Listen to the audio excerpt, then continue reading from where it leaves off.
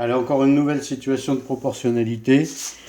Par exemple, on nous a donné l'énoncé, on échange un billet bleu contre 2 pièces vertes.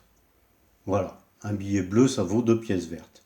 Alors, on peut commencer par faire, dans ces cas-là, on commence par se faire un tableau, où on montre que si j'échange 0 billet bleu, évidemment j'aurai 0 pièces vertes. Un billet bleu, ça me donnera 2 pièces vertes, vous pouvez vérifier n'importe où.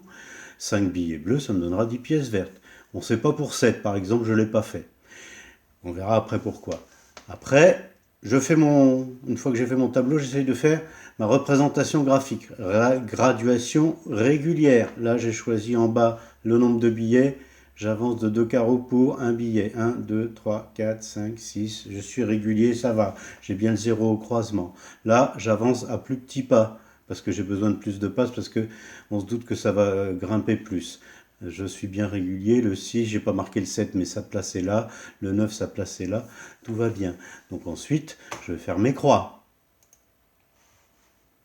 Un billet, vous vous souvenez, ça donnait 2 pièces vertes. 2 billets, ça donnait 4 pièces vertes. 4 pièces vertes. J'ai placé les croix qui correspondaient. Je peux vérifier qu'elles sont alignées. Je vais le faire en rouge. Ça passe par le 0. Et elles sont parfaitement alignées. Vous voyez ? Je peux la continuer indéfiniment.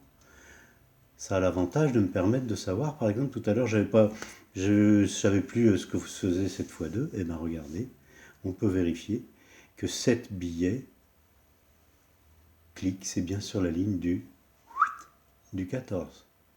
D'accord ? Voilà, situation de proportionnalité. Le nombre de pièces vertes est proportionnel au nombre de billets.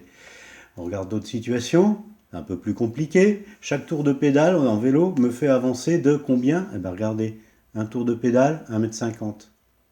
Eh bien on peut vérifier que 2 tours de pédale, ça me ferait avancer de 3 mètres.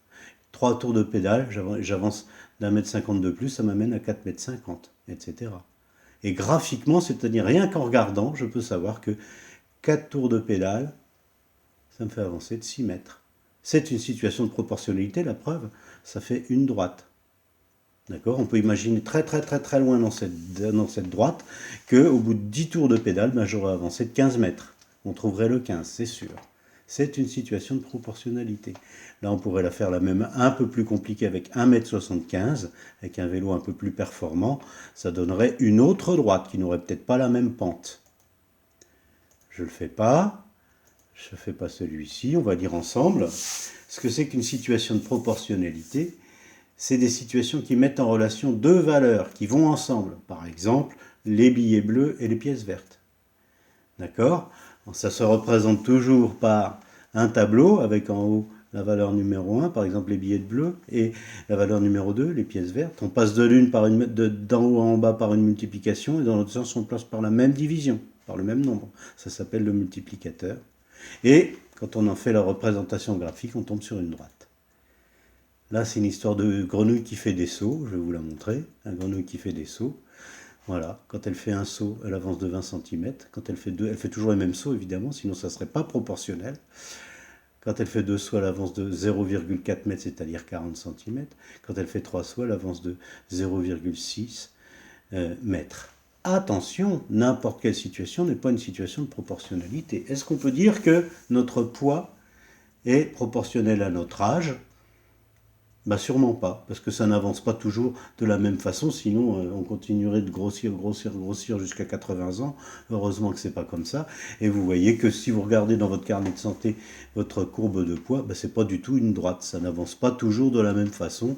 Le premier mois, on va peut-être grossir plus que le deuxième mois quand on est bébé, etc.